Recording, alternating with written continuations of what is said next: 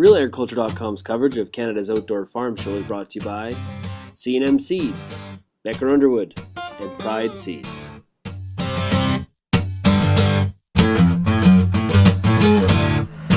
We're here today on RealAgriculture.com. We're at the Canada Outdoor Farm Show in Woodstock. We're here with Steve Denise from Pride. Welcome, Steve. Thank you. Okay, Steve, we're standing in front of some soybeans. Let's talk about soybean yields. Where do, as farmers are going to go to their retailers this fall, be looking for kind of the best genetics? Obviously, yield is a very important component of that. Where are we at on the soybean yield curve? Up until very recently, I'd say on the soybean yield curve, most producers would say that we had hit a wall in terms of where yields were at. Similar yields year after year. And this was getting to be frustrating, especially when you compare it to corn, where we've had a lot of great yield advances, particularly over the last 10 to 15 years. In Ontario alone, we've gone from a yield average just over 100 bushels over that time frame up until where we're into the mid to upper 140 bushels per acre. So on soybean side, it's the question's always been, how are we going to get to that next level of yield performance? And so what we're doing when you look at ourselves is we're looking at it from a systems perspective. What can we do when we look at the entire production system to increase yields? And from our perspective, that means what can we do with the seed to increase yields? So there's three things that we've really focused on. The first one is the genetic potential on the soybean. And there we're seeing, working with the Genuity Roundup Ready to Yield technology. And what we're seeing there is a proven 7 to 11% yield advantage with the base genetics.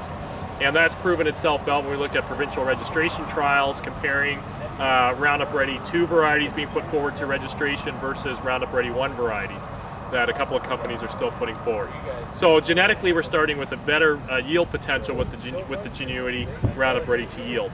Then we look at the next element, which is how are we going to protect that seed to get out of the ground?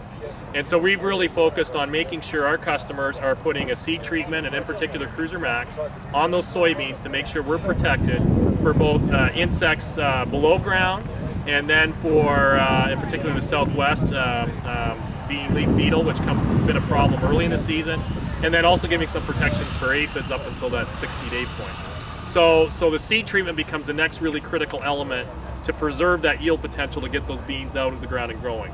And then finally, what we're looking at is inoculant technology, and there's a whole new spectrum of inoculants coming forward. And the first one, and we've worked on, is a third-generation biostack technology called High-Stick NT. And what that's giving us is something to help improve our nodulation and also to protect the health of that plant through the growing season.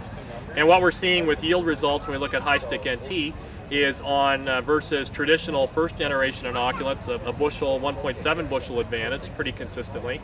And then in a large area of Ontario, for example, a lot of growers have not inoculated for a long time. And what we're seeing in those areas is where we're putting High-Stick NT on the seed is that we are seeing a 2.5, 2.8 bushel advantage, which takes us to another level simply by adding an inoculant where we haven't used an inoculant before. So I think when we use a systems approach and we look at it from all the different perspectives from a seed basis, we've got some technologies to break that yield barrier and move us forward to that next level. So are we breaking those yield barriers because we have better genetics, or because we're starting to have farmers think more in that whole total approach sort of fashion? I think it's a combination of the two. So I think we're making advances from the genetics perspective for sure. And we're kind of breaking where the wall was from that perspective. But I think, again, it comes back to looking at it as a systems approach.